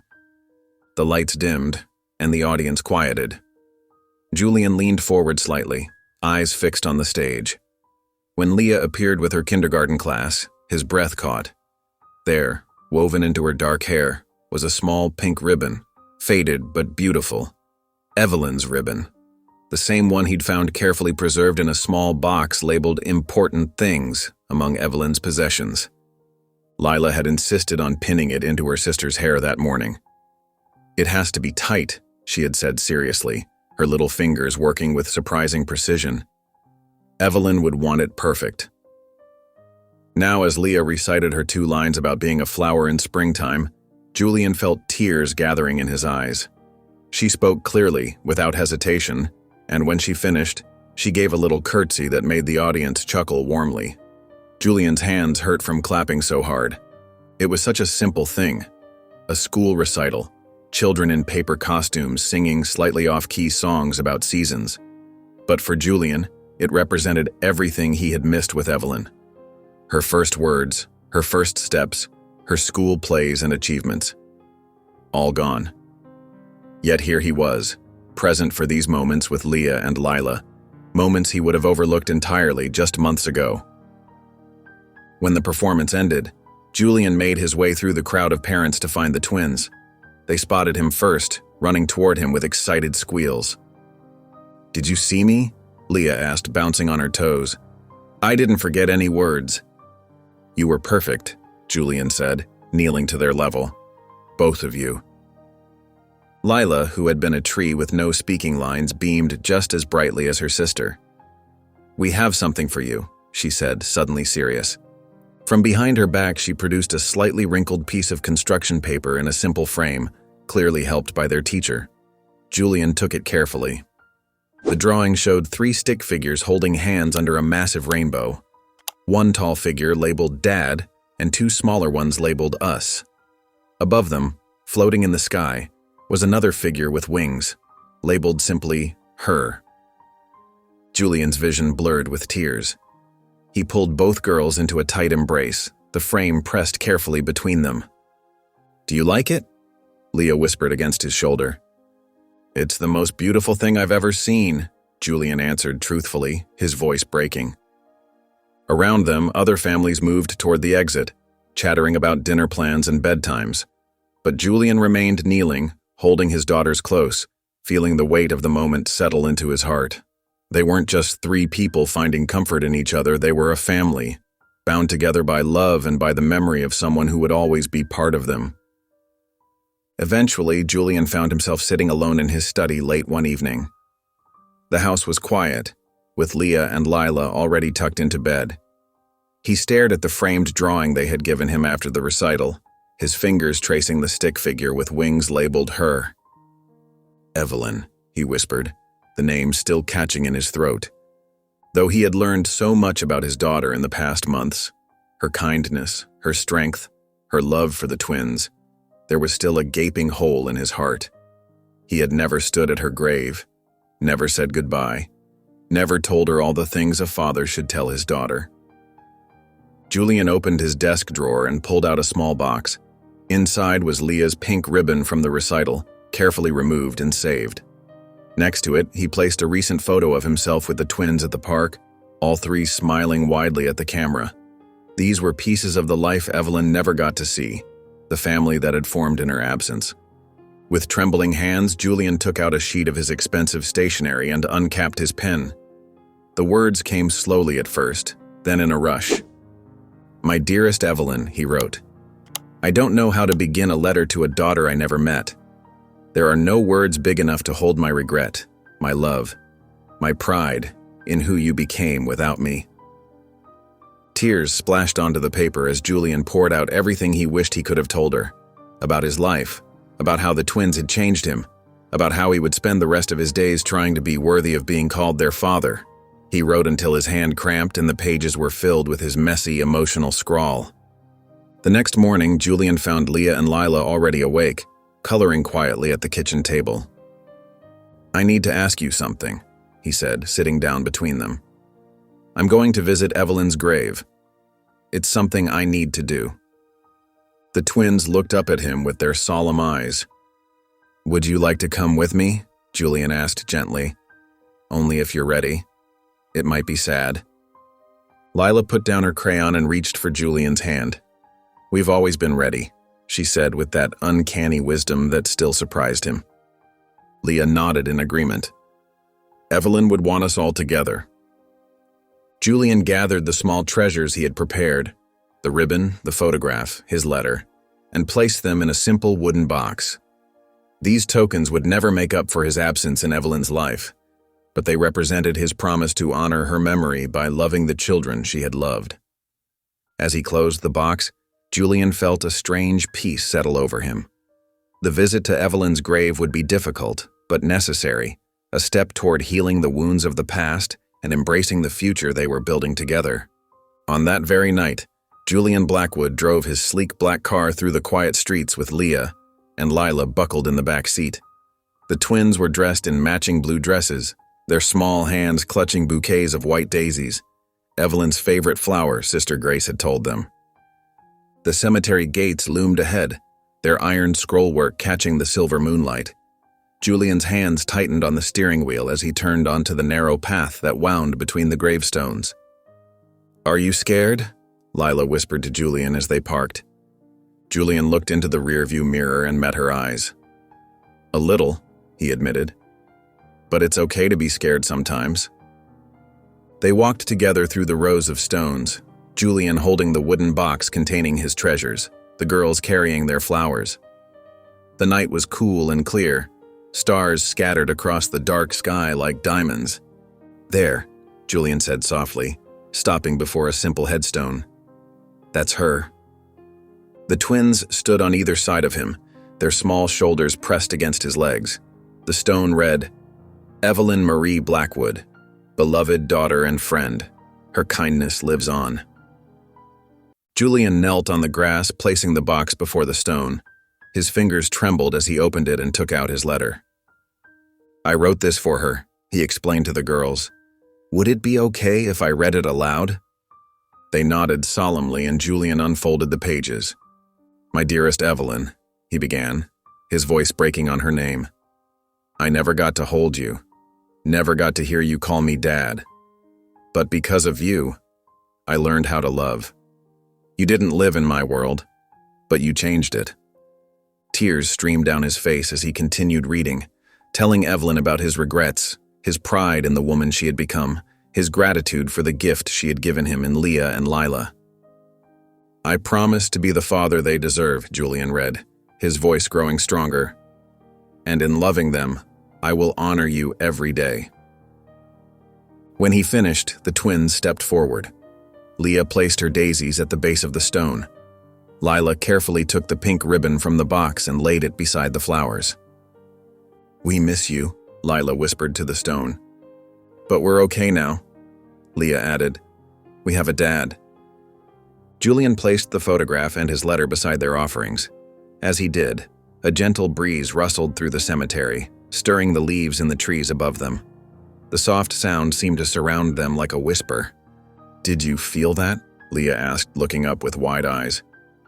Julian nodded, unable to speak. It felt as if Evelyn was there with them, acknowledging their gifts, accepting his apology, giving her blessing. For the first time since hearing Evelyn's name whispered by the twins, Julian felt a sense of peace settle over him. Not the empty calm of emotional detachment he'd known for years, but the warm, full peace of a heart that had broken open and begun to heal. Before that happened, Sister Grace was organizing the office files late one evening. The small lamp on her desk cast a warm glow over the scattered papers as she sorted through years of memories. Her fingers paused on a worn manila folder labeled Evelyn Blackwood. Something made her open it again, though she'd reviewed it many times with Julian. As she flipped through the familiar documents, her hand brushed against an unusual thickness in the folder's inner pocket. Curious, she slipped her fingers inside and pulled out a sealed envelope that had been tucked deep within the lining. "How did I miss this?" she whispered to the empty room. The envelope was addressed simply, "For my father." Sister Grace's heart quickened. She knew immediately this needed to reach Julian. The next morning she called him. "Julian, I found something you need to see. Another letter from Evelyn." Julian arrived at Sunrise Haven within the hour, his face tense with anticipation. Sister Grace handed him the envelope with gentle hands. "It was hidden in her file," she explained. "I only found it by chance." Julian stared at the envelope, at the neat handwriting that matched the other letters he'd come to cherish. "Thank you," he said softly. That night, after tucking Leah and Lila into his bed, they'd insisted on a sleepover after watching a movie. Julian sat beside their sleeping forms. The girls' breathing was soft and steady, their small faces peaceful in the dim light of his bedside lamp. With trembling fingers, he opened Evelyn's final letter. "Dear Dad," it began, and Julian's breath caught in his throat. "I had the same dream every night when I was little. In it, there was a man who looked like me. He would tuck me into bed and kiss my forehead. Every morning in my dream, he made pancakes shaped like animals and told me funny stories that made me laugh until my stomach hurt. But the best part was when he would look at me and say, 'Evelyn, You are so loved. I used to wake up crying because I wanted that dream to be real so badly. I know now that the man was you. I've seen your pictures, I've read about you. Maybe in another life we could have had those mornings together. If I never get to meet you, I hope you'll find someone who will need what I never had and give them everything. Tears slipped down Julian's face, landing softly on the paper. Beside him, Leah stirred slightly but didn't wake. He placed his hand gently on her back, feeling her breathe. In that moment, Julian understood. He hadn't missed everything. Evelyn had carried him in her heart, in her dreams. And now, through Leah and Lila, he could fulfill the purpose she had seen for him, to give these children everything she had wished for herself. The circle wasn't broken, it was complete. The next morning, sunlight streamed through the windows of Julian's penthouse as he adjusted his tie in the mirror. Today wasn't about business deals or profit margins. It was about something far more precious. "Dad, are you ready?" Lila called from the living room, her voice bubbling with excitement. Julian smiled at the word Dad. It still felt new, like a gift he was just learning to unwrap. "Almost ready, sweetheart." When he emerged, the twins were waiting in matching blue dresses with white ribbons in their hair. Leah held a small bouquet of daisies, Evelyn's favorite flowers, they had told him. "You look beautiful," Julian said, his voice catching. "Both of you." The drive to the new center was quiet, each of them lost in thought. Julian glanced in the rearview mirror at the girls. They were holding hands, as they often did when something important was happening. When they arrived, a crowd had already gathered outside the building. News vans lined the street, and a red ribbon stretched across the entrance. But what caught Julian's eye was the glass front of the building. There, etched in delicate lines, was a drawing of a house with a sun shining above it, and 3 stick figures holding hands. It was Evelyn's childhood drawing, one Sister Grace had found in her belongings. Julian took a deep breath as he stepped out of the car. This wasn't just another business venture. This was his heart, made visible. The crowd quieted as Julian approached the microphone. Cameras flashed. Reporters waited for the billionaire's speech about his newest philanthropic endeavor. But Julian simply took the twins' hands in his. "A year ago," he began, his voice steady despite the emotion welling in his chest. "I didn't know what it meant to truly love someone. I had success, wealth, power, everything except what matters." He looked down at Leah and Lila, who gazed up at him with complete trust. "My daughter Evelyn never knew me, but through her love for these 2 girls, she taught me what it means to be a father." Julian paused, swallowing hard. "She changed my life. Now this place will change others." There was no need for more words. The Project Evelyn Center would speak for itself, a place where foster children could find creativity, learning, and most importantly, belonging. Julian stepped back and handed a large pair of scissors to the twins. Together they cut the ribbon. The crowd erupted in applause that wasn't polite or practiced. It was genuine, heartfelt. As people filed into the building, Julian knelt down to the girls' level. "What do you think Evelyn would say if she could see this?" he asked softly. Leah smiled. "She'd say you did good, Dad." Lila nodded in agreement. "Really good." Julian pulled them both into a tight hug, not caring who saw his tears. The transformation that had begun with a whispered name was now complete, not just in private, but here in the open, for everyone to witness. The man who once calculated every move now lived with his whole heart. After a while, life settled into a comfortable rhythm for Julian and the twins. The man who once lived by stock market tickers and quarterly reports now measured his days in crayon drawings and bedtime stories. His sprawling penthouse, once a monument to solitude, now echoed with the pitter-patter of small feet and spontaneous giggles. Saturday mornings became sacred in the Blackwood household. Julian would wake early before the girls and prepare what he called his weekend specialty, pancakes. The first attempts had been disasters, burnt on the outside, gooey in the middle. But Julian Blackwood, who had built a tech empire from nothing, wasn't about to be defeated by breakfast food. Practice makes perfect, he told the girls after his fifth failed attempt, scraping another charred pancake into the trash. Leah had patted his arm. It's okay, Dad, we can eat cereal. But Julian persisted, and by the 8th Saturday he had mastered the art. Now the twins woke to the smell of perfectly golden pancakes, sometimes shaped like hearts or stars if Julian was feeling particularly creative. Every weekday at 3:15 p.m., Julian's sleek car would be parked outside the elementary school. Other parents had grown used to seeing the billionaire waiting patiently at the gates, his expensive suit looking oddly at home among the gathering of anxious parents. When the bell rang, Julian's eyes would search the flood of children until he spotted 2 identical heads of dark hair. "How was school today?" he'd ask as they climbed into the car. The answers varied. Sometimes exciting tales of art projects or playground adventures, sometimes quiet shrugs after harder days. Julian listened to it all with the same attention he once gave to million-dollar proposals. Bedtime had its own special ritual. Julian had converted one of his spare rooms into a cozy library filled with children's books. Each night, the girls would pick a story, and Julian would read, doing his best to create different voices for each character. Sometimes he'd fumble over the words or struggle with the silly sounds, making the twins giggle. "You're getting better, Dad," Lila would encourage him. His attempts at hair braiding were less successful.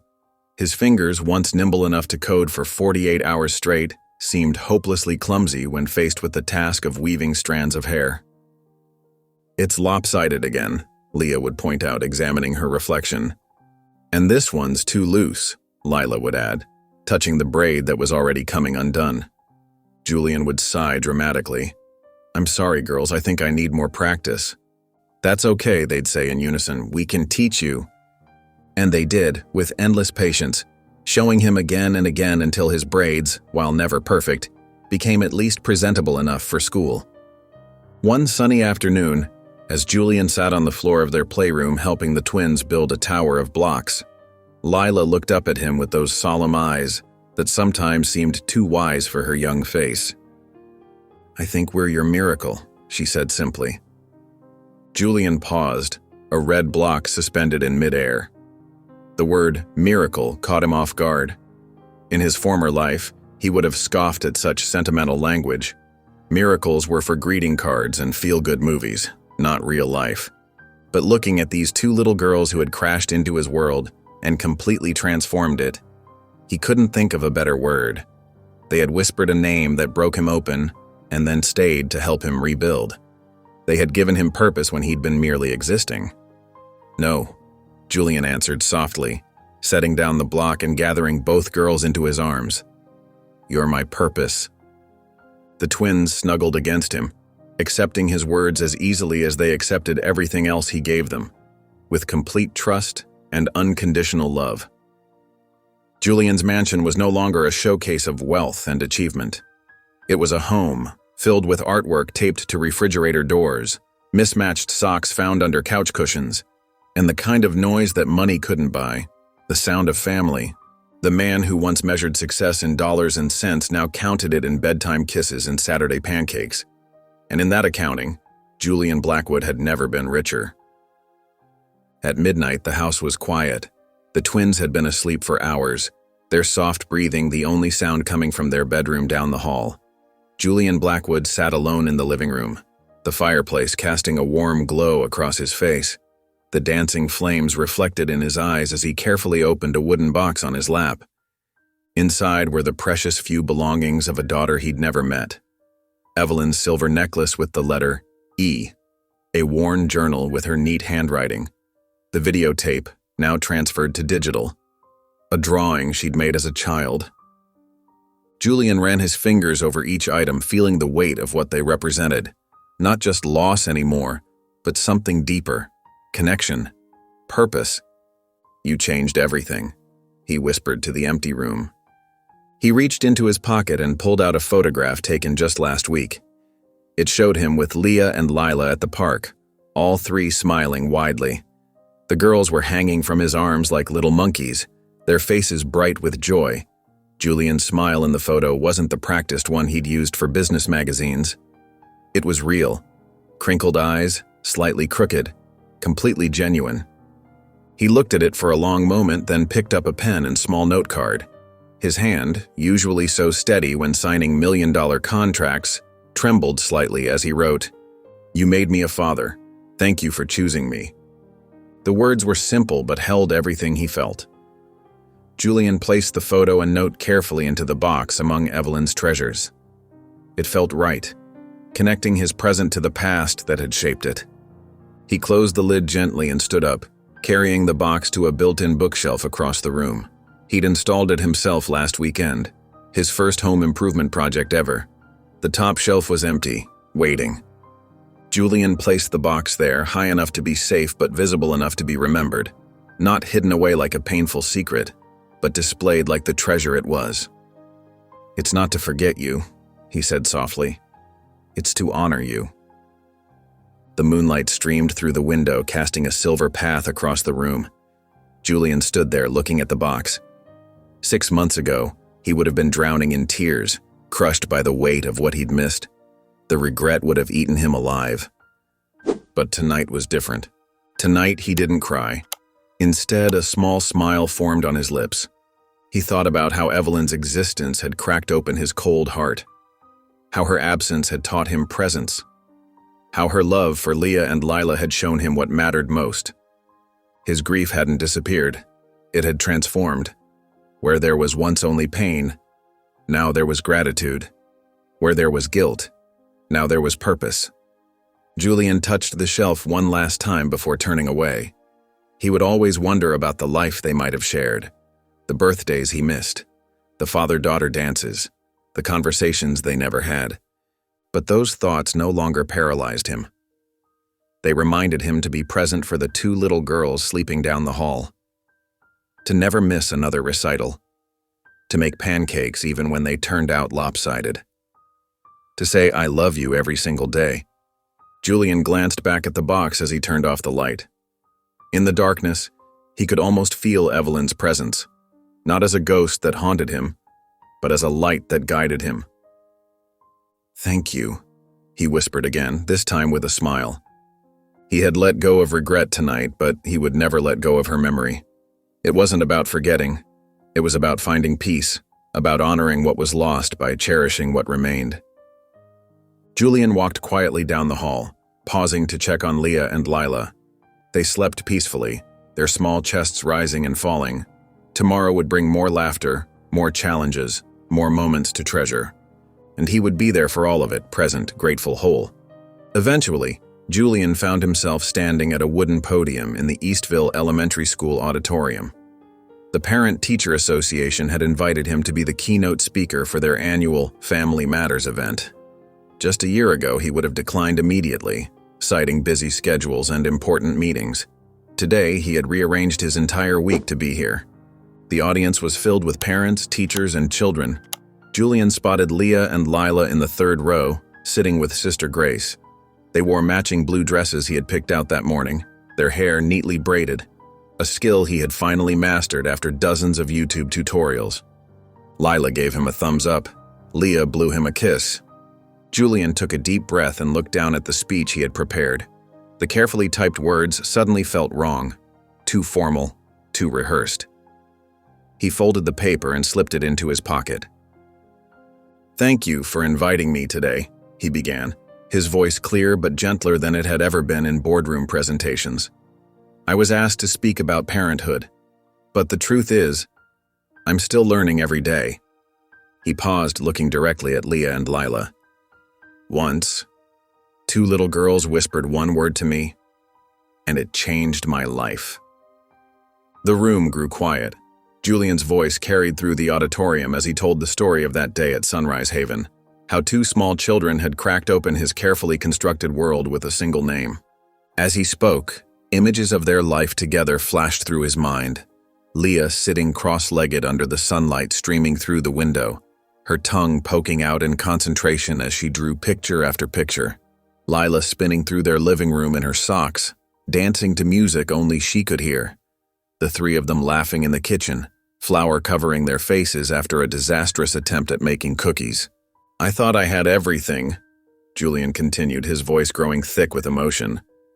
"A successful company, wealth, power, but I had nothing that mattered.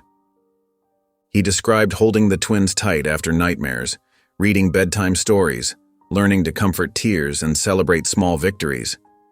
How he had discovered that love wasn't something you achieved, it was something you gave away.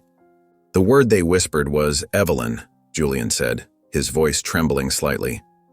My daughter's name, a daughter I never knew. But the real message was this: it's never too late to become who you should have been. Tears glistened in his eyes, but he didn't wipe them away. He wasn't ashamed of them anymore. Sometimes life gives you a second chance in an unexpected form, he concluded. Mine came in 2 perfect packages. When he finished speaking, the auditorium erupted in applause. Many eyes were damp. Parents held their children a little closer. After the program ended, Julian found Leah and Lila waiting for him by the exit. They each took one of his hands, their small fingers intertwining with his. Did I do okay? He asked them, suddenly feeling like the student rather than the teacher. You did great, Daddy, Lila said. You made people cry, Leah added with approval. Julian smiled and squeezed their hands. Let's go home, girls. They beamed up at him, their faces shining with love and trust. Together they walked out into the sunshine, 3 hearts beating as one family. If you enjoyed the story of Julian, Leah, and Lila, I handpicked this next story that you will enjoy. Please don't miss this one. Click here to watch it.